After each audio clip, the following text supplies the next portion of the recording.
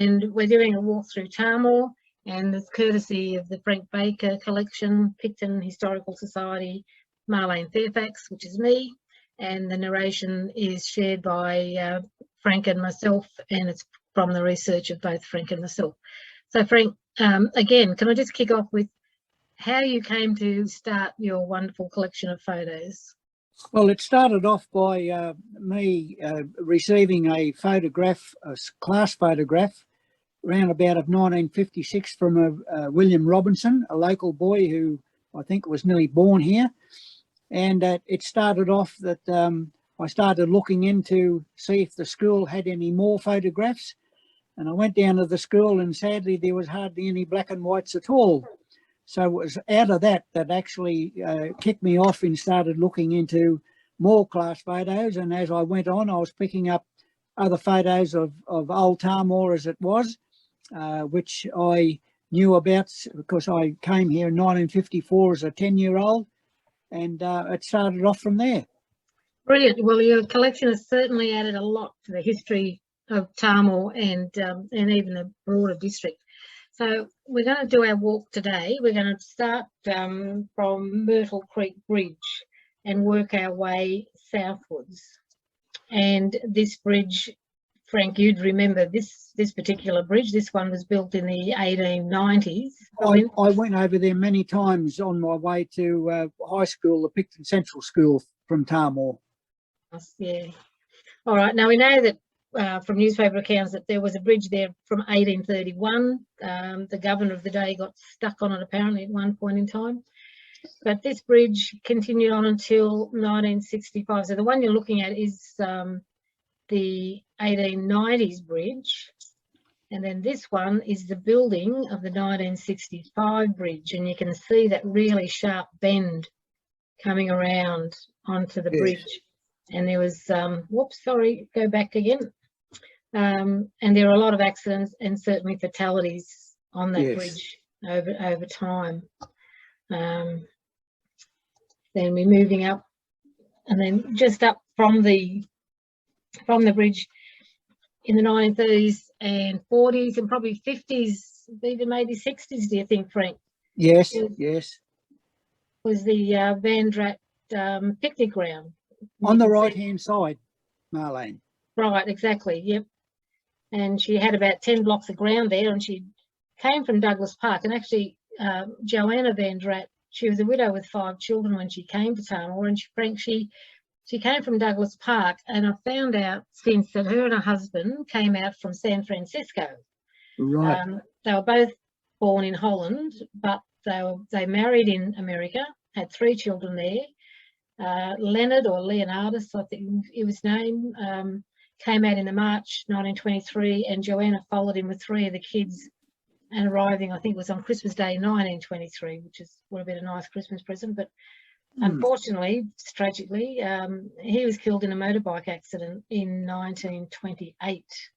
And it was after that that Joanna came to Tahmoor and set up this picnic ground where they sold hot water for 6pence, and they had little huts where people could go and have their picnic lunch or their cups of tea and all that sort of thing. The photo on the right is the family, Joanna with 3 of the girls, and also a fellow called he was known as Pop McClellan. His name was Alex McClellan, and he'd come from Douglas Park as well, so he was known to the family for a long time, and obviously assisted them on the ground and etc. etc.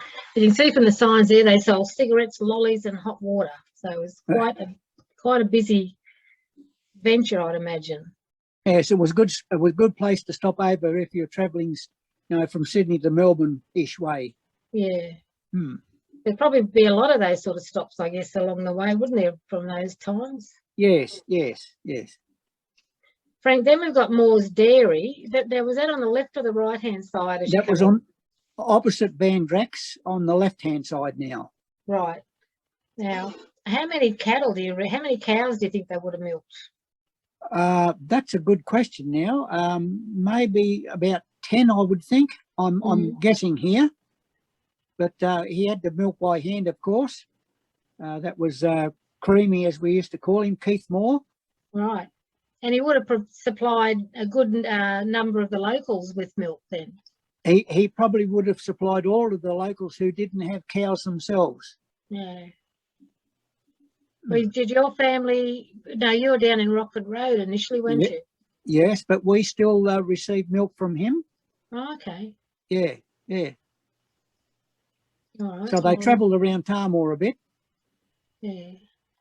And there's the family. So you've got Jackie and then Keith, who was known as Creamy, and an unknown relative, and then Keith's wife, Mona, and then the other photos of the horse and cart. So we delivered them in that horse and cart. Yeah. Well, actually, that photo of the four of them, the first girl, and whether I've done that wrong, and I could have, but that's actually Grace. Oh, okay. That's Grace, the third child, the third girl, and then Creamy, and then Keith, that's Keith, and then a relative of the family, and then Mona, who's still alive at QV at 105. Yeah, that's amazing, isn't it? It is absolutely wonderful.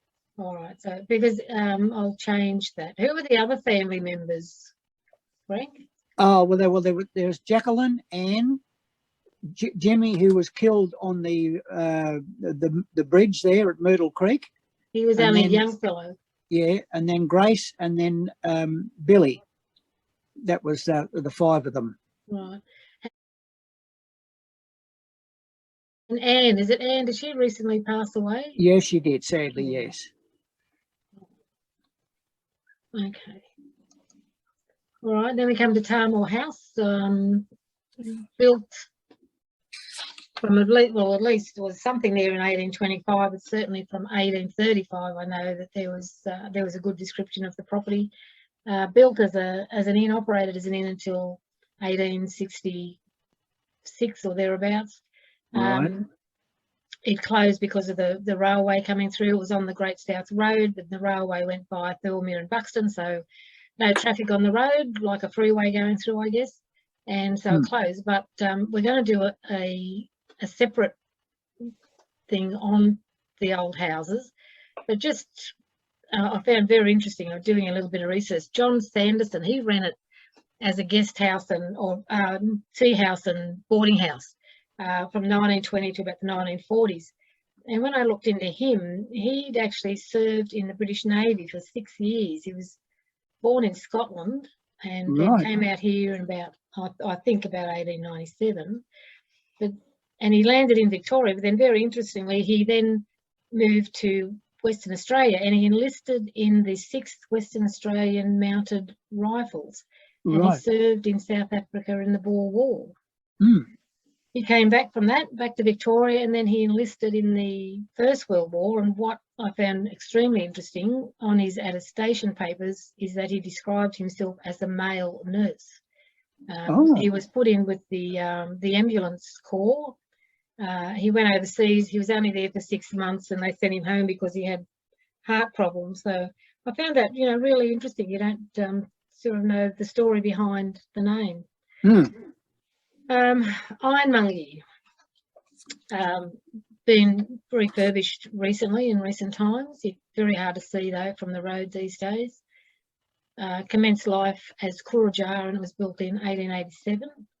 And the beautiful flowers, the garden in these photos, Frank's photos, were from Mr. and Mrs. Walton, I think, Frank. Yes, which was Joyce Baker's mum and dad, right? Who had the farm just south of this building. So, well, when you say farm, what did they have on the farm? Did they have cows? Well, the Bakers would have had a couple of cows, but it was a poultry farm. Oh, right, okay. Yeah, that comes up next. I get confused between the Bakers, and you say Baker, I get confused between you and the other ones. No Rellies. No Rellies. Okay, all right. So Mr. and Mrs. Walton owned this, and their son-in-law and daughter, yes, Joyce Baker, and her husband, they ran a poultry farm. Yeah, Ron, that's it. Right, okay. All right. So that's where you're looking across, is it, to the? Yes, to Walton's house. Yes, through the old abattoirs. Yeah. So these abattoirs belong to, was it Richard? Ray Whitfield? Ray Whitfield, sorry. Yes. And that photo on the right, the black and white, you can see skins, it looks like. Is it hides hanging on? Yes, they're hides drying out, yes. Mm. So would he have sold those on as well, do you think? Oh, yes, they would have been sent somewhere for them to make bags or whatever, handbags or whatever they made out of them. Mm. Yeah, but they're cow's hides. Right. Yeah. Okay. So next door to his little slaughter yard there was his butcher shop. Yes. And you can just make out butcher, can't you, on that side Yes. wall there? Yes. Yes, I went in there many, many times. Brought you. Well, the man the reason why we come up to Tahmoor was John Shirtliff, who lived in the house that he bought from Ray Whitfield and Lily, and that was the butcher shop next door, and he was John Shirtliff was the deliverer of the meat. So the meat was cut up and packed, and he would deliver it in his little red truck. And as a 10-year-old, even an 8-year-old, the Baker family boy, or two of us, my brother James, we would go out with we called Uncle John and deliver the meat all around Tahmoor, which was terrific. And there's another photo, and that's the house. That's the Whitfield house that was built with the butcheries and the slaughterhouse over the creek, right behind. Okay, so it's over the creek behind that, yeah. Yes, yes. So both the house and the little shop were built at the same time. Well, I'm not exactly sure, but probably round about that. And that's now long gone, that little shop. Yes, yeah. That the shop actually went probably in the 2000s. Yeah. Next, and we have a lot of there were a lot of corner shops and milk bars, and which sold groceries as well as every other thing you probably wanted. Yeah. Along the old highway, and this was the first one, I guess, as you come into Tahmoor heading south. And when do you think this one was built? We're not too sure when it was actually built, but we're told here that it was operated from 1918 to the 70s. Right. And the people that were in that shop, we knew there was a number of people that were in there. This one here, the photo we've got here is actually of Glenn Dunk, and Glenn was a retired butcher from Camden. He came over and he took over the shop and also operated real estate agents. Correct. There, and family is still Bob Dunk, Bob and Jenny Dunk. Bob Dunk's the son of Glenn. They still live in Tahmoor.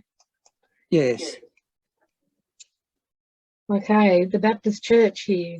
They when did they start services in Tahmoor? In Tahmoor was about, we believe, in about 1946 in a private home in Larkin Street. And later services were held in the CWA Hall, and the Tahmoor Baptist Church was formed in 1948, and the first church was built in 52. Yeah, and that was, the land was granted by a Mrs. Emmett, who was the sister-in-law to Sam Emmett, Mr. Tahmoor, as I call him. Yeah. Okay, and so that photo on the left there, that part of the church is actually that first little church built in 1952, is that right? Yeah, I believe so. Yeah, and that's it on the right.